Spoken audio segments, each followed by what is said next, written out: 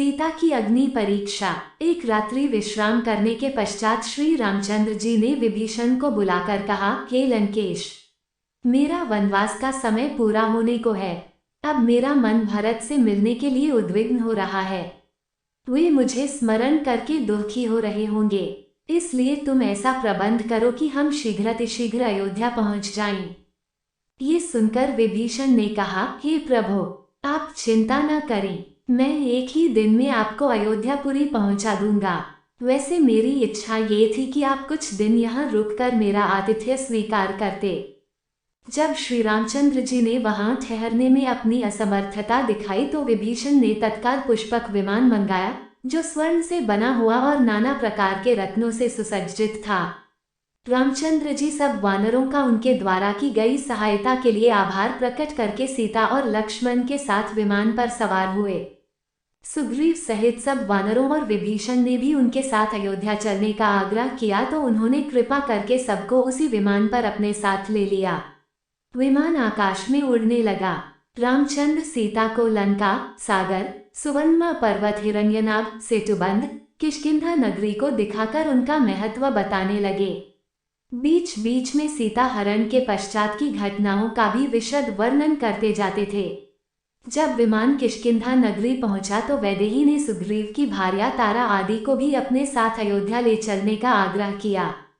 रघुनाथ जी ने विमान को वहां रुकवाकर सुग्रीव तथा अन्य युद्धपतियों से कहा कि वे शीघ्र अपने अपने परिजनों को, जो अयोध्या चलने के लिए उत्सुक हों, जाकर ले आएं। श्री राम की आज्ञा पाते ही वे सब अपने परिजनों को बुला लाए। फिर विमान अपने गंतव्य की ओर चल पड़ा। विमान चलते ही रामचंद्र ने सीता को ऋषिमुख पर्वत दिखाया जहां उन्होंने सुग्रीव से भेंट की थी। फिर उन्होंने शबरी की कथा सुनाते हुए पंपा दिखाया, जटायु के मरने का स्थान, महात्मा सुतीक्ष्ण तथा शरभ के आश्रम, शृंगविपुर आदि दिखाते हुए भरद्वाज मुनि के आश्रम पर पहुंचे। वहां उन्होंने विमान उतारा। भरद्वाज मुनि के आश्रम में पहुंचकर उन्होंने मुनि को सादर प्रणाम किया और कुशलक्षेम के पश्चात अयोध्यापुरी, भरत तथा माताओं के विषय में सूचनाएं प्राप्त की। फिर उन्होंने हनुमान से कहा, वानर राज, मैं चाहता हूं कि मेरे अयोध्या पहुंचने से पहले तुम अयोध्या जाकर पता लगाओ कि राजभवन में सब कुशल से तो हैं।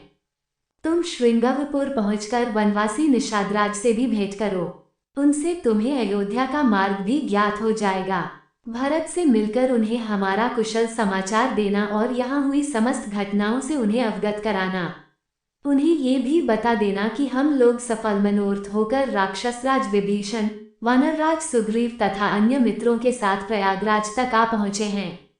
साथ ही भारत की मुखमुद्रा का भी सूक्ष्म अध्ययन करना। यदि उन्हें हमारा आगमन अरुचिकर प्रतीत हो तो मुझे सूचित करना। ऐसी दशा में हम अयोध्या से दूर रहकर तपस्वी जीवन व्यतीत करेंगे। तुम शीघ्र जाकर उन्हें सब बातों की सूचना दो। प्रभु की आज्ञा पाकर हनुमान मनुष्य का रूप धारण कर तीव्र गति से अयोध्या की ओर चल पड़े। पहले वे गंगा और यमुना के संगम को परकर श्रृंगारपुर पहुंचे और वहीं निषादराज गुह से मिले। उन्हें श्री राम का कुशल समाचार देकर वे परशुराम तीर्थ, वालुकिनी नदी, वौथी, गोमती आदि नदियों को पार करते हुए नंदीग्राम जा पहुंचे। अयोध्या से एक कोस की दूरी पर उन्होंने चीर वस्त्र और काला मृगचर्म धारण किए हुए दुर्बल भरत को देखा। वे तपस्यारत ब्रह्मर्षि के सदृश दिखाई दे रहे थे। भरत जी के पास पहुंचकर पवनपुत्र हनुमान ने दोनों हाथ जोड़कर उनसे निवेदन किया, देव, श्री रघुनाथ जी ने आपको अपना कुशल समाचार कहलाया है और आपका कुशल समाचार पूछा है। आप इस अत्यंत दारुण शोक का परित्याग करें। आप शीघ्र ही श्री राम से मिलेंगे। ये शुभ समाचार सुनकर भरत का हृदय हर्ष से भर उठा। उन्होंने बड़े उत्साह से पवनपुत्र को प्रेमपूर्वक अपने हृदय से लगा लिया और बोले, भैया, तुमने जो मुझे ये प्रिय संवाद सुनाया है इसके बदले में मैं तुम्हें क्या दूं? मुझे कोई ऐसी वस्तु दिखाई नहीं देती जो तुम्हारी इस शुभ सूचना का उचित उपहार हो सके। फिर भी मैं तुम्हें इसके लिए 100 उत्तम गांव, 1,00,000 गौएं और उत्तम आचार वाली स्वर्ण, रत्न तथा आभूषणों से सुसज्जित 16 कुलीन कुमारी कन्याएं पत्नी रूप में समर्पित करता हूँ। फिर बोले, सौम्य, मुझे ये बताओ कि श्री रघुनाथ जी का और वानरों का मेल मिलाप कैसे हुआ?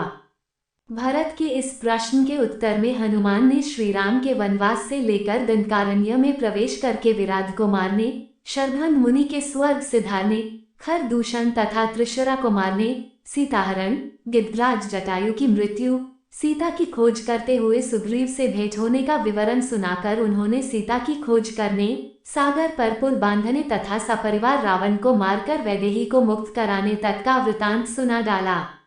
ये भी बता दिया कि अब रामचंद्र जी पुष्पक विमान से अयोध्या आ रहे हैं।